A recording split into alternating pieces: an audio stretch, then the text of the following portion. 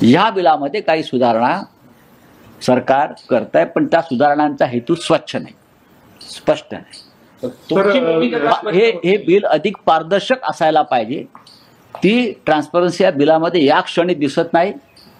इतक्या घाईनं हे बिल आणण्यापेक्षा आणखीन काही काळ जाऊ विरोधी पक्षांना हव्या असलेल्या अनेक सुधारणा किंवा भूमिका त्याच्यामध्ये आणून यात आपल्याला काम करता आलं असतं.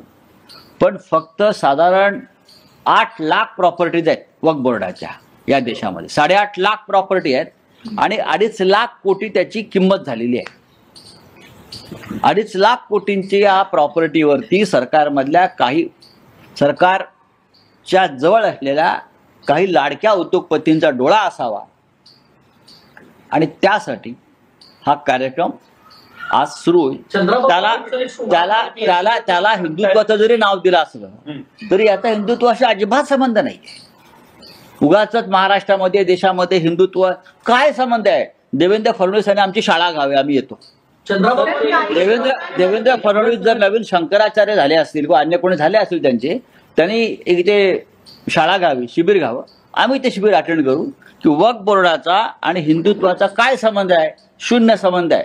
वक्फ बोर्डाचा आणि प्रॉपर्टीचा संबंध आहे. जिथे प्रॉपर्टी आहे तिथे हे हिंदुत्व आणतात. 370 कलम जम्मू काश्मीरमधून काढल्यावरती यांची काय भूमिका होती? आता जम्मू काश्मीरला जाऊन कोणी संपत्ती घेऊ शकतो, जमिनी घेऊ शकतो. घेतल्या का? घेतल्या. जमिनींचे गैरव्यवहार कुठे झाले? अयोध्येत झाले. जमिनी कुठे लाटल्या? या हिंदुत्ववाद्यांनी अयोध्येत लाटल्या. तिथे का वक्फ बोर्ड आहे? हिंदूंच्या जमिनी, सरकारच्या जमिनी, देवस्थानाच्या जमिनी अयोध्येत लाटल्या. महाराष्ट्रामध्ये देवस्थानाच्या जमिनी कोणी लाटल्या? भारतीय जनता पक्षाचे मंत्री किंवा त्यांच्या मंत्रिमंडळात इतर काही पक्षांचे जे लोक आहेत त्यांनी महाराष्ट्रामध्ये देवस्थानांच्या जमिनी लाटल्या. इथे का वक्फ बोर्डाचा संबंध आहे? बिलाचा संबंध अजिबात नाही. देवेंद्रजी ह्याच्यावर बोलणार नाहीत. पण उठसूट हिंदुत्ववाद आम्हाला अक्कल शिकवू नका हिंदुत्वाची.